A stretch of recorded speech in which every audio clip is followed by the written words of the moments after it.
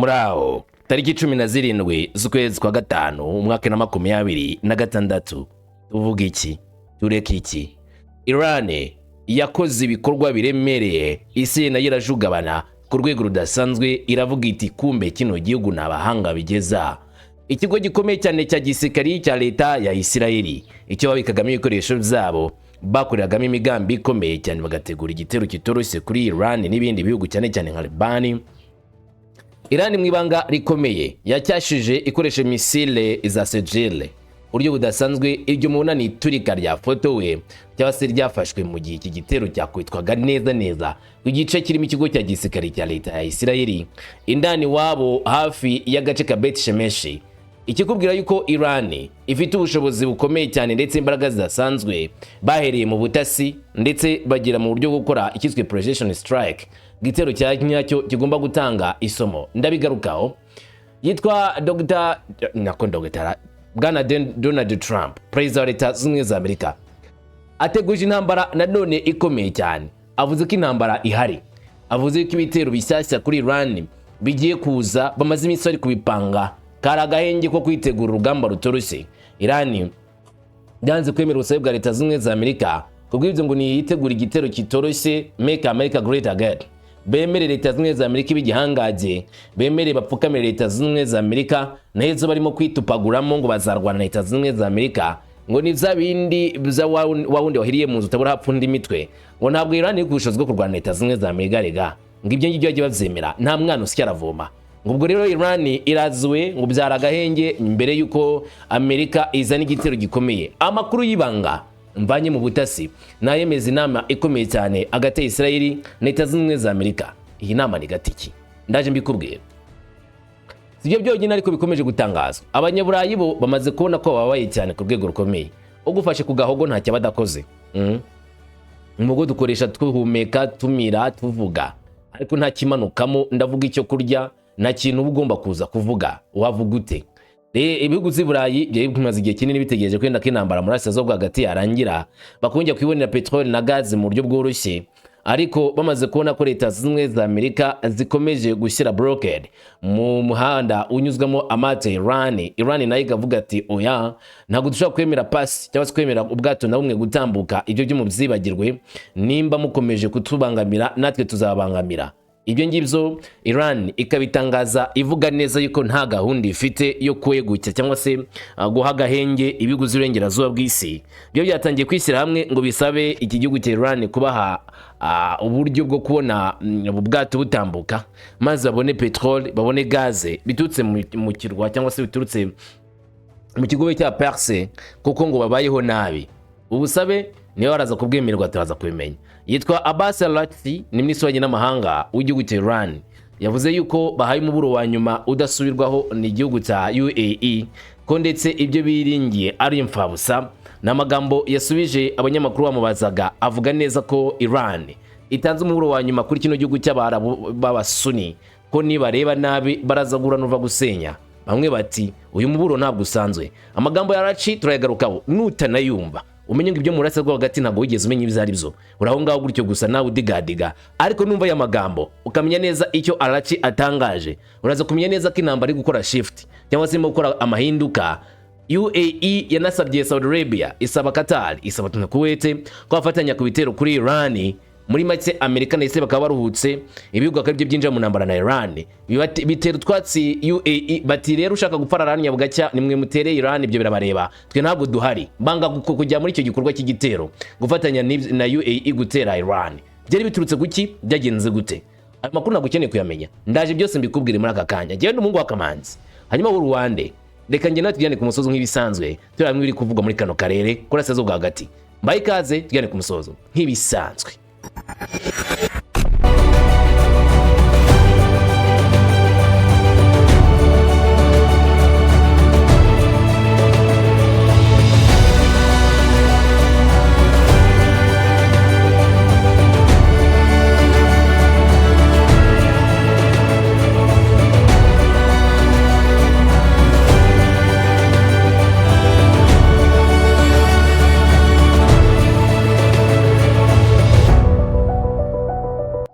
maze unanyemerere mpere ku by'igitero cyavuzwe cya Iran kuri Israel. Igitero cyaje gukumbanya ikigo cya gisirikare cya leta ya Israel, bibwiraga yuko ari abahatari, abanyembaraga basanga ubarenze yahateye amatako. Nibikomeje kubatungura cyane, ni icyagaragaye gisa nk'irimbuka rikomeye kuri Israel. Iturika ridasanzwe ryagaragaye masaha y'ijoro, mu kirere hagaragara umuriro mwinshi, abafotora barabibona bavuga yuko gifite aho bihuriye na Iran, cyangwa se igitero gifite aho gihuriye na Iran. Ni iturika rihambaye ryagaragaye hafi ya Yerusalemu, hafi y'umujyi wa Bet Shemeshi, hagati indani muri Israel. Byazanye ubwoba bwinshi ndetse bizana n'ihungabana rikomeye. Amakuru akavuga yuko amafoto yashyizwe ku karubanda ku itangazamakuru ndetse no ku mbuga nkoranyambaga igaragaza iturika ridasanzwe ryagaragaye mu kirere, harimo umuriro ndetse n'urwokotsi runini mu birometero byinshi uturutse mu gihugu rwagati. Bisobanura ko ari iturika rihambaye ryabereye hafi y'atuwe n'abaturage, ariko kuvuga ari ku kigo cya gisirikare. Amakuru aturuka ku b'ingenzi cyangwa se amakuru aturuka indani muri ako gace avuga yuko ari ikigo cya gisirikare cyaturikiyeho, ndetse ko ikipe y'abasirikari bashinzwe ubutabazi bakoze ishobotse byose kugira ngo baze kurinda ko hari abantu bahungabanywa baje kuri icyo gice kiri kurira muri iryo turika. Mu buryo bukomeye cyane baje bafite ibikoresho bya gisirikare byo kubarinda nabo gushya n'ibindi byose. Gusa ariko amakuru akavuga yuko ibibazo bikomeje kuba ibibazo by'agatereranzamba, hibazwa icyabaye. Amakuru akomeje kwirakwira ku mbuga nkoranyambaga. Mu ijoro rwagati n'iturika rigikomeye cyane ryumvikanye, maze umwotsi n'urwokotsi biragaragara. Gusa ariko ntabwo igihe nyacyo iri turika ryabereye cyagaragajwe ngo bagaragaze isaha ya nyayo nyirizina, ariko inzego z'ubutegetsi bwa Israel zinze kugira icyo zivuga kuri iki gitero gikomeye. Gusa amakuru akemeza yuko aka gace karashweho ari agace gakunze kubikwamo misile na roketi bya Israel mu burinzi bw'ikirere. Ikindi kandi kaba ari agace gafatirwamo ibyemezo bikomeye cyane bya gisirikari iyo bibaye ngombwa ko hagira ikintu nyamukuru kiba cyapangwa n'igisirikare cya ADF ku mirongo y'imbere ku rugamba. Amakuru atangwa n'igisirikare cya Israel, riturika ryabaye mu buryo bukomeye cyane, nkaho uwateye yarazi neza inguni eshatu zigize kino kigo n'ibikibarizwamo. Nkuko itangazo ribivuga, hemezwa yuko aka gace kari karinzwe cyane kandi umutekano ku buryo bukomeye, ku buryo umuntu atari kwemera yuko kagagaho igitero maze kikagera ku ntego, kuko hari uburinzi bw'ikirere bukomeye. Ariko ubwo burinzi bw'ikirere basa naho babuteye ishoti maze baraharasa abaharashe. Nubwo Israel itigeze igaragaza neza ko ari igitero cyaturutse kuri Israel, kuri Iran kiza kuri Israel, abenshi mu gusesengura ko bavuga yuko iki ari igitero cyumvikana cyaturutse kuri Iran. Amakuru atangajwe na CIA nayo ubwayo agaragaza neza yuko nimba iri gerageza ryarabaye ryo kugerageza byo kwinjira ibigo bikomeye cyane bya leta ya Israel, bigaragaza neza cyane ngo uburyo Iran ikomeje kurenga imirongo itukura ndetse no kuzana ibikorwa biremereye. Andi makuru akavuga yuko ngo yaba ari accident yabayiriye kuri kino kigo cya gisirikare cya leta ya Israel, ari nayo accident yaba araturutse ku biturika bihabitse, maze accident igatera iturika rihambaye kuri icyo kigo ubwacyo. Gusa ibi ngibi kubivuga biri kuvugwa mu gihe n'ubundi umwuka utari mwiza hagati ya Israel ndetse na leta ya Iran, ndetse burasirazuba hagati wavuga ko buri mu bihe bitoroshye, bari mu bihe bishobora kuzana intambara ya nyayo hagati y'abahanganye. Amakuru nanone akomeza gutangazwa ndetse ateye ubwoba cyane cyane hafi ya Yerusalemu, nuko ngo bafite ubwoba bwinshi bw'uko ibitero nk'ibi ngibi bishobora gukomeza kuba n'iturika rihambaye rigashoboka ryaba kuri bo mu gihe ryari turutse ku gihugu cy'umurasirazuba hagati. Nabwo ubwoba bwinshi baba bafite, kandi ubwo Israel iravugwaho ibyo nk'ibyo mu gihe nubwo hatangazwe ihagarikwa ry'agahenge. Ubu ngubu twavuga yuko hari ibibazo bikomeye cyane bikomeje kwibasira Israel ku mirongo y'imbere ku rugamba mu majyepfo ya Lebanon. Israel nanone yahuye n'ibizago bikomeye cyane iturika rihambaye, aho Hezbollah yavuze ko yagabye ibitero 33 bidasanzwe ku ngabo za Israel mu masaha gusa 28, aho bamanuye roketi, drone ndetse na za bombe byoherezwa neza n'ibisasu byoherezwa n'ibunda bya muzinga, cyane cyane bashaka kuburizamo iterambere ry'ingabo za Israel ku mirongo y'imbere ku rugamba. Ibi byose Hezbollah ikabikora ivuga yuko nayo ubwayo ibiri kwirwanaho ihangana n'ibitero bya Israel, ibitero byibasira amajyepfo ya Liban, bakavuga ko ari ibitero bidafututse, ari ibitero bibi cyane biza kwibasira igihugu gifite ubusugire n'ubudahangarwa bwabyo. Hezbollah yavuze inshuro nyinshi yuko izahangana na leta ya Isirayeli uko bizagenda kose, hasi hejuru, ibitero bizaba ibitero by'imbaraga kugeza ubwo Isirayeli izicuza impamvu yatangije ibyo bitero kuri iki gihugu cya Libani. Muri make Hezbollah nta gahenge izahereza Libani, izahereza Isirayeli iri muri Libani. Ku mupaka wa Isirayeli na Libani niho byose biri kubera. Iturika rihambaye cyangwa se ibitero bikomeye biri kuba mu gihe ingabo za Isirayeli nazo zivuga yuko zishaka kuzamuka. Impande ebyiri zose ziguherezanya ibisasu, na Isirayeli bwayo irasa ku ruhande rwa Hezbollah. Hashingiye ku makuru yashyizwe hanze na Hezbollah ubwayo, igitero gikomeye cyane cyabaye ni ukwibasira ingabo za Isirayeli n'imodoka zabo ku bigo byo bya gisirikari buri hafi y'imidugudu itandukanye mu majyepfo ya Libani. Uyu mutwe wo muri Libani Hezbollah uvuze yuko abarwanyi bayo bagabye ibitero bikomeye cyane bakoresheje ibitero by'ingenzi cyane kuva ku munsi wa gatanu no kuwa gatandatu ndetse kugeza muri kero rw'uyu munsi. Isirayeli ivuga yuko yakoze ibishoboka byose kugira ngo ihangane n'ibitero biturutse kuri Hezbollah, harimo kumananura drone zituruka kuri Hezbollah. Gusa Hezbollah ikavuga yuko yagiye irasa ku bubiko bw'amasasu n'ahandi, kandi drone zabo zagiye zituritsa ngo n'ahari abasirikare benshi ku buryo ngo bangirije abasirikare bari ku mirongo y'imbere ku rugamba. Uyu mutwe nanone kandi wakomeje kuzamura ibitero byabo byo kwereka bidasanzwe bakoresheje drone za FPV izabereye ihwari Jomba, igihugu cya Isirayeli, ku mirongo y'imbere ku rugamba, aho bagiye babura uburyo bahangana n'izi drone, ndetse kugeza uyu munsi ukavuga yuko ibintu bikomeje kuba bihana bibi. Nubwo ariko nanone imirwano ikomeje, Leta Zunze za Amerika ndetse na Isirayeli bari gushaka uburyo bahagarika ibyo bitero ngo baganire mu guhagarika intambara. Tuvuze ko Leta Zunze za Amerika ariko nayo ubwayo ntabwo biyoroheye muri Asirazuba bwo hagati, mu kigobe cya Perse kunze Hormuz ndetse no mu kigobe cya Oman, barifuza guhagarika Iran. Gusa Donald Trump asa n'uteguje ko hari indi ntambara ikomeye cyane igiye kuzira noneho Iran. Ibyo Iran yigize ngo yabyigize burya uyu munsi karayiyengeye cyangwa se bigiye kuba abantu ibibazo. Ni igitero gihambaye ushobora kuba kuri Iran. Ubwoba bwinshi bwongeye kuzamuka muri Asirazuba bwo hagati nyuma yuko ihangana rikomeye cyane ikomeje kuzamuka, kandi none akaba bategerejwe ibitero bishya hagati ya Isirayeli na Amerika kuri Iran. Ni ibitero biremereye cyane bishobora kuba nyuma yo gutsindwa kw'ibiganiro. Perezida wa Leta Zunze za Amerika Donald Trump yashyize ifoto ku rukuta rwe rwa Truth Social rwakozwe na AI, ifoto igaragaza ari hagati y'irimbuka rikomeye cyane ndetse cyose icyo twakita umuraba udasanzwe, aho yagaragaje neza yuko agiye kurwana. Yarahagaze imbere y'ubwato bwa Iran ufite ibendera rya Iran, nko kugaragaza neza cyane yuko Iran igiye kuba mu kaga gakomeye. Yavuze ati zari ituze mbere y'uko umurabuza, was calm before the storm. Iran na Isirayeli ndetse na Amerika kujya muri indi hangana ni ibikorwa bikomeje gutungura benshi, uburyo byaba ari ibikorwa bibi cyane. Dushingiye ku bitero bimaze iminsi biba, ibyo bise Epic Fury byabaga kuri Operation Epic Fury byabaga kuri Iran yuko Leta Zunze za Amerika, ndetse bagakorana na leta ya Isirayeli kugura ibitero kuri leta ya Iran. Byongeye kuba ibitero nanone biva kuri Iran biza kuri bino bihugu, aho Iran nayo yirwanagaho ifite mu buryo bukomeye cyane bwo gukora ibitero ku bigo bya gisirikare bya Leta Zunze za Amerika. Gahenge kari karashyizweho kara gutegura ibiganiro bishobora kuvamo insinzi kuri Amerika. Gusa Iran ikomeza kwabera ibamba ikazana ingingo zayo z'ingenzi kuri Amerika, ngo Amerika yemera ibyo Iran isaba kugira ngo imirwano ihagarare burundu, kandi Iran ibe yahagarika gukomeza kugenzura umuhora wa Hormuz. Ubusabe bwa leta ya Iran kuri Leta Zunze za Amerika bwatewe ishoti. Amerika yavuze ko kabara agasuzuguro kubona Iran isaba ibintu nka biriya igihugu cya Leta Zunze za Amerika, harimo no gutanga ngo indishyi ku byariteguriwe muri iyi ntambara hagati y'igihugu cya Leta Zunze za Amerika n'igihugu cya Iran.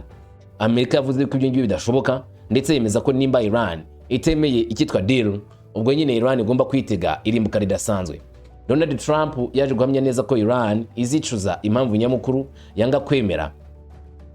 Mu rukuta mu magambo yabanje gutangazwa bwa mbere, yabanje kuvuga yuko hari inama ikomeye cyane iri kuba hagati ya Leta Zunze za Amerika ndetse n'igihugu cya Isirayeli.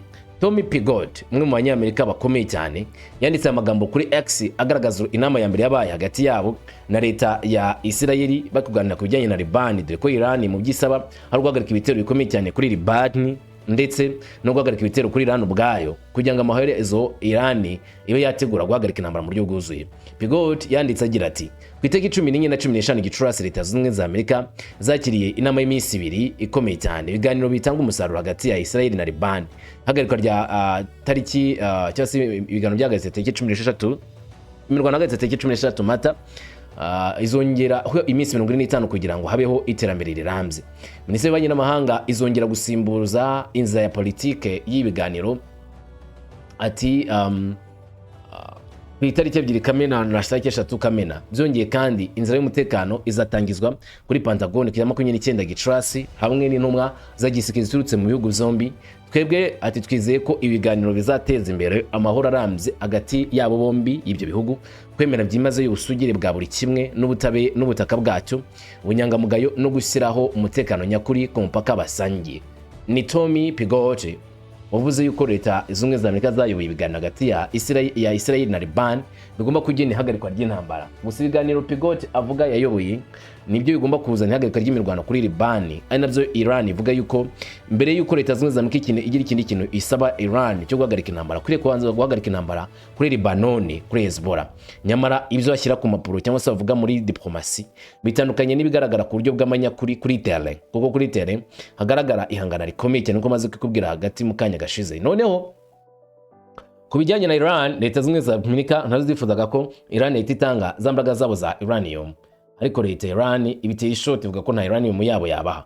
Utagwa Truth Social rero niho Trump ateguje intambara kabutindi, ati byari bituje mbere y'umuraba uje, ati it was the calm before the storm. Iyo ni ishusho mubona kuri ruhande yashyizwe ku rubuga rwa Truth Social na Perezida Donald Trump ku giti cye ateguza Iran agatumbaraye cyangwa se intambara iremereye igiye kubabaho. Pentagon ngo yateguye umushinga ukomeye cyane wo gutegura ikindi gitero gikomeye cyane kuri iki gihugu cya Iran, kandi muri kino gikorwa ni igikorwa kigomba kwiyongeraho cyangwa se ni icyiciro cya kabiri cya Epic Fury bagomba gutangiza kuri iki gihugu cya Iran nyuma yuko ibiganiro byari bitegerejwe gutanga umusaruro bitigeze bibaho. Nkuko amakuru atangazwa cyangwa se raporo yatangajwe y'ubusesenguzi bwakoze ku byo leta z'ubumwe za Amerika zimaze iminsi zihugiyemo, nuko ubutegetsi bwa Trump ubu ngubu burimo gushaka uburyo bukomeye cyane bwo gukora ibikorwa bya gisirikari. Bamaze iminsi bazana ibikoresho bya gisirikari n'abasirikari benshi buryo bagomba guhangana na Iran maze bakayituritsa ku rwego rudasanzwe. Ingingo imwe gusa ishoboka cyane yashyizwe hanze na Force nuko ngo hari ibitero bikomeye cyane bishobora kwibasira Iran, cyane cyane ibikorwa byo bya gisirikari ndetse no kwibasira inganda zikora ibikoresho bya gisirikari muri Iran. Icya kabiri rero ngo ni ibiganiro bigomba kuba aho intumwa za Amerika zigomba kohereza abandi benshi bo gusaba Iran kwemeza yuko nta mbaraga za kirimbuzi bageraho. Itakora ngo leta z'ubumwe za Amerika muri icyo gihe kohereza nanone izindi ngabo zo kurinda ibikorwa remezo byabo muri Asia bwo hagati, cyane cyane bihishe. Ikindi kandi bakari mupanga uburyo bazarimbura ibigo bihishe bya leta Iran munsi y'ubutaka. Ikindi gikomeye giri gupagwa bukomeye cyane leta z'ubumwe za Amerika nuko kizaba kirimo imbaraga za leta z'ubumwe za Amerika zo gufata ikirwa cya Karg. Ngo ni igitero gikomeye cyane cyo gutera ku butaka kujya kwigarura ikirwa cya Karg cya leta ya Iran. Iki kirwa gifata nka kimwe mu bice by'ingenzi cyane muri Iran bifite petroli nyinshi, nako gifatwa nk'umutima wa petroli muri Iran. Kwigarurirwa rero n'igihugu cya leta z'ubumwe za Amerika bivuze kwigarurira ingufu zose za leta ya Iran no gukamisha Iran, kandi n'ubukungu bwinshi bwa leta Iran baba bafunze. Nubwo ariko ubupima ko ibyo bitero bya gisirikare apanga kubikora gutyo habisaba imbaraga zikomeye cyane, kuko kuva aho imirwano ihagarikiye habaye gutinyana cyane kongera gusubira mu ntambara mu buryo bwuzuye. Gusa Trump ngo ntago afite icyizere gikomeye cyane cyo kuba Iran yakemera gutuza itahawe isomo rikomeye cyane bya gisirikare. Mu biganiro byahuje Iran ndetse n'ubutegetsi bwa leta z'ubumwe za Amerika hakomeje kubaho uguhakana, buri ruhande ruhakana ibyo urundi ruhande rutanga nk'ubusabe kugira ngo amahoro akunda aboneke mu karere. Ari Iran hagana ubusabe bwa leta z'ubumwe za Amerika, hari na Amerika igana ubusabe bwa Iran. Trump yavuze inshuro nyinshi yuko abona ko gahunda zisabwa cyangwa se ubusabe busabwa na Iran ari ubusabe bupfuye cyane budakwiriye kwemerwa. Muzo rero Iran isaba ari kimwe yuko ngo bagomba guhabwa ikizi cyo kuba batazaraswa mu yindi nshuro iri imbere, hakamo uburyo bwo guhabwa indisi, hakamo uburyo guhagarika ibitero kuri Liban, hakamo ndetse n'uburyo bwo kwigiza inyuma ingabo za leta z'ubumwe za Amerika no kuvanaho blockade mu mazi. Gusa Amerika nigasaba yuko Iran igomba kwizeza yuko itazatunga intwaro za kirimbuzi, igatanga uranium yabo kandi bagafungura umuhora w'Ormuz. Umuyobozi ushinzwe ibikorwa by'intambara muri Amerika cyangwa se umuyobozi w'ingabo za leta z'ubumwe za Amerika ni Peter Hegseth yanavuze cyane ko mbere nyine mu ntangiriro za kino cyumweru ko Iran iri mu kaga gakomeye n'ibitemera ubusabe bwa Leta Zunze za Amerika. Ngaha ni ubisobanuro Peter Hegseth yatanze avuga yuko leta ya Iran izi ubwenge yakemera ivyo Leta Zunze za Amerika isaba kugira ngo Amerika itazakora igikorwa kiremere cyazababaza Iran by'igihe kirekire, kuko ngo Amerika iri gupanga uburyo bukomeye cyane bwo kwihesha icyubahiro mu karere, kandi ibyo ngibyo byazahemukira igihugu cya Iran. Muri make babwira Iran bati niba mushaka amahoro, niba mushaka gutuza, niba mushaka ko intambara ihagarara, mwemere ibyo tubasaba, mwemere ibyo tuvuga, icyo gihe nta bitero bizababagabwaho.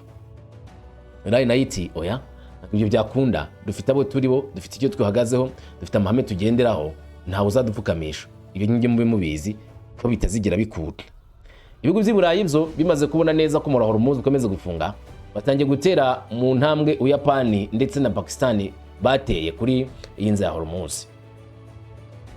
Uyu muhora Hormuz ukomeje gutera ibihugu byinshi gukonda cyangwa se gukena, bitewe nuko buri munsi petroli yahacaga itagitambuka neza. Ubu rero mu gihe ibibazo bikomeje kuba bibi cyane, ibihugu by'i Burayi byahagurukiye kwegera Iran nk'ingaruka zikomeye cyane zo gutuma amata adatambuka. Waparitse amato menshi cyangwa se ubwato bwinshi hafi y'ikigobe cya Persi, cyangwa se mu kigo cya Persi hafi y'umuhora Hormuz. Ubu rero bigutuma byinjira mu buryo bwa politike kugira ngo barebe uburyo babona umuhora ufunguwe maze ubwato bugatambuka. Ndavuga abanyaburayi.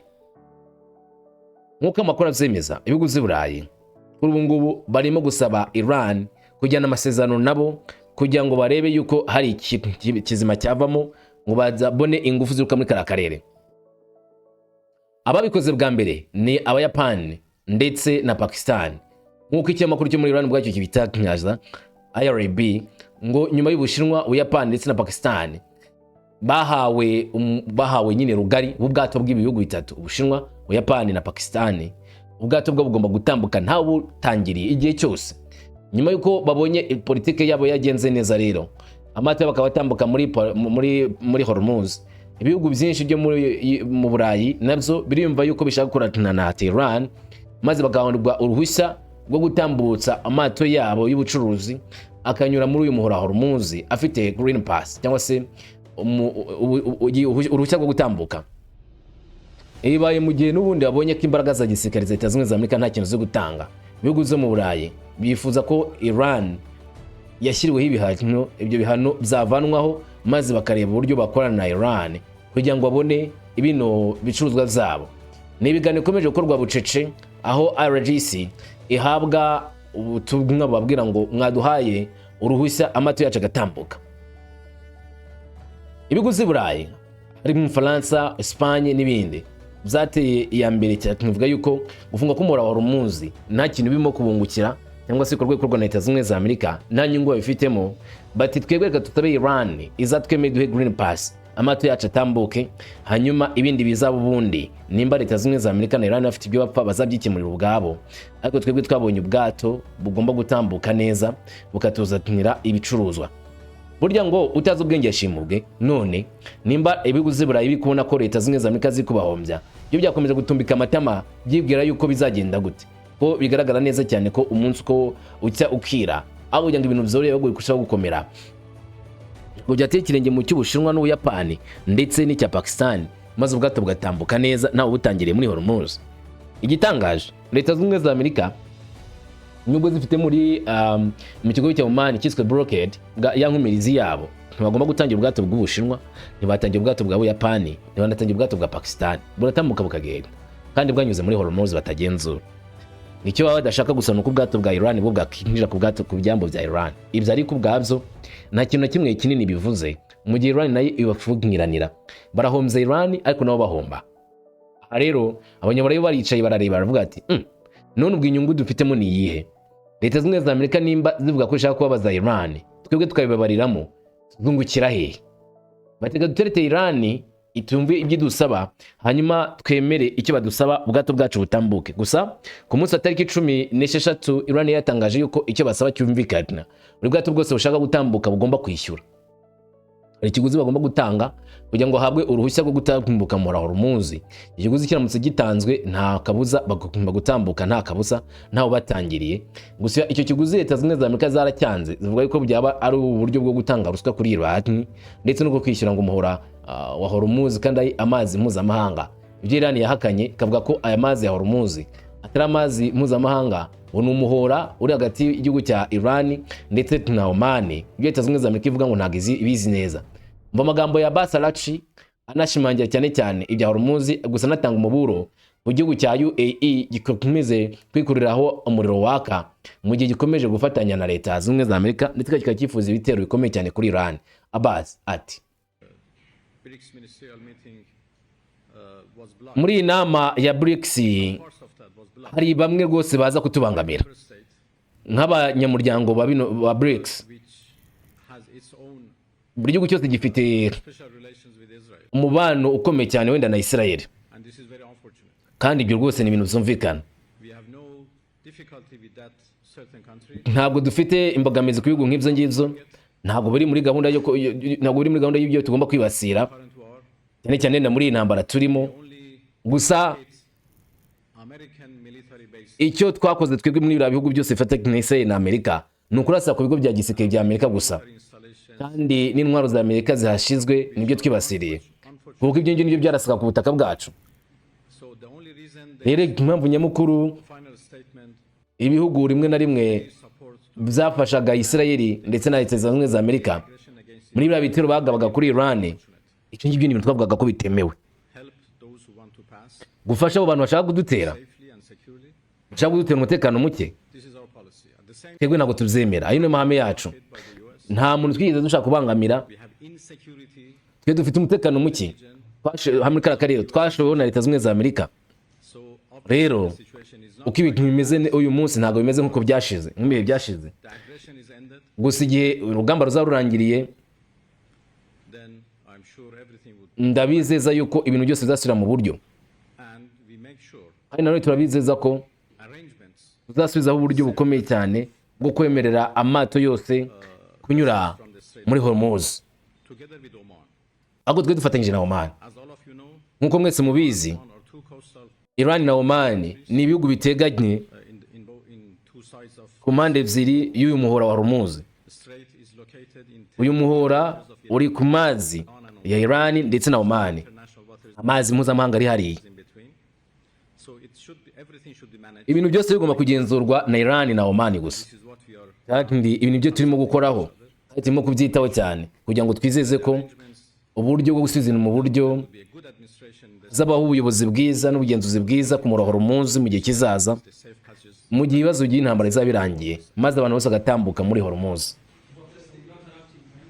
Hari ibibazo ariko dusanzwe twumva bivuga yuko mwebwe muri Hormuz mwashyizeho uburyo bukomereza ukomeye cyane, hari n'amato mujya murasa. Ibi ntabwo biri gutuma ngo abantu batambuka neza. Oya, ibyo ntabwo twe twabiteye, ibyo ntabwo imbogamizi zaduturutseho. None se ingamba zanyu nyamukuru zari izo kubangamira abantu? Kuko turebye nkiza cyane ikintu ibyo bavuga yuko mwebwe muri gukora ibikorwa by'iterabwoba muri ariya mazi, mugatuma abantu batabona icyo bagomba kubona. Mwebwe ngo mwazanye mato, mwazanye zamini mushyira mu mazi. Oya, mubaze perezida w'iyi nama usubiza icyo kibazo. Ninde waduteye? Ngiye ntabwo ndi mu mwanya wo gusubiza icyo kibazo, ariko ikiriho cyo nkuko bese arabizi, ibihe bihugu byafunzwe n'ibihugu byabujijwe guhorana na Israel. Ntabyo tuzi, ariko ibihugu bishaka kudutera byo ntabwo byemewe. Ibihugu byafashije Israel na Amerika kudugaba ibitero gutera kuri Iran. Ibihugu byatanze ubufasha, bagafasha bw'ingabo kuri Israel na Amerika kugira ngo bakoresheje wenda ubutaka bwabo, ingamba zabo n'ibindi. Abo ni abafatanyabikorwa rwose beruye kuri kino gitero, kandi bagomba kubiryozwa. Bwana Araghchi, hari ikindi kintu gikomeye cyane kivugwa. Ni izihe ngamba zikomeye cyane mwe mufite ku bijyanye n'inzira ya Hormuz mu gihe Amerika bije kuyifungura? Shoka cyane ko Amerika yazana buriya bwato buri muri blockade bakinjira muri iya nzira ya Hormuz. Mibona mute mwebwe? Muvuga iki kuri uriya muhora? Ejo hashize nagizanye ikiganiro na Bwana Modi w'Ubuhinde, kandi nagiranye na Josh Gall inama twaganiriye kuri buri kintu cyose harimo n'uramuhora Hormuz kandi ibintu bimeze nabi mu karere k'ikigobe. Navuga ko twaje gusoza tuganiriye neza kuri ibyo kandi dufite ibyumvire imwe cyane n'inyungu zimwe muri kara karere. Rero turakomeza gukorana n'abafatanyabikorwa bacu kugira ngo tugenzure uko ibintu bimeze muri Hormuz. Nubwo ibihari uyu munsi bigoye cyane, turimo kugerageza gufasha amato kunyuramo mu buryo butekanye. Buri kintu cyose bizasubira mu buryo ubwo ibikorwa by'ubushotoranyi bizaba byaharangiye ku buryo bwuzuye.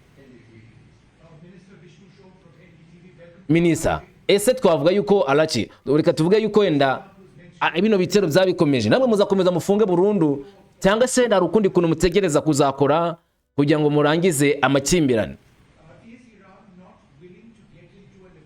Mbese Iran yaba yifuza kujya ku masezerano? None se nimba Iran idashaka kujya ku masezerano, ubwo muvuze ko muzakomeza gufungiranya amato ntatambuke? Hoya, reka nkubwire wenda nk'Ubuhinde bwaguraga amavuta menshi mu gihugu cya Iran, kandi bahagaritse kugura amavuta ku buryo bwabo bitewe n'ibihano bya Leta Zunze Ubumwe za Amerika. Ni ibihano bitemewe n'amategeko bya Leta Zunze Ubumwe za Amerika. Rero bariya twifuza ko twakwiboneza ubucuruzi n'igihugu cyawe cy'Ubuhinde, tugakora meza business, yewe ingufu tukazitambutsa, kandi twiteguye kugurisha amavuta ku Buhinde nk'uko tubikora ku bindi bihugu. Ariko kandi twumva neza ingaruka z'ibihano byafashwe na Leta Zunze Ubumwe za Amerika bizinagera muri Hormuz. Twebwe nta kibazo dufite ku ruhande rwacu, ariko nizera ko igihe ibihano bizabivaze kuvanwaho tuzongera dusubire mu buryo bwacu bw'ubucuruzi ubwo twe dufite mbere y'ibihano, kuko ku munsi mbere y'uko ibihano biza twari dufite ishoramari rya kuri miliyari 20 z'amadolari mu mwaka umwe. Ubu rero ni bike cyane, ariko nanone aracyari mu mamiliyari y'amadolari. Rero Iran n'Ubuhinde biracyafatanyije mu butegekere kandi n'uburyo bw'ubushobozi bwo kureba uburyo bwo kugenzura iby'ingenzi, kandi turizera ko igihe kimwe tuzongera gusubira mu buryo twari turiho mbere y'ibya bihano bitemewe n'amategeko bya Leta Zunze Ubumwe za Amerika. Kandi muzabona amavuta aturuka iwacu rwose, byanga byakunda igihe Amerika izaba yemeye kuvana ibihano byayo. Era amagambo ya Alachi asobanura neza cyane aho Iran ihagaze. Nanjye ni dutegereze iby'iminsi iri imbere duhakiye, icyo nzi cyo ni byinshi. Ngubwe neza, amahoro.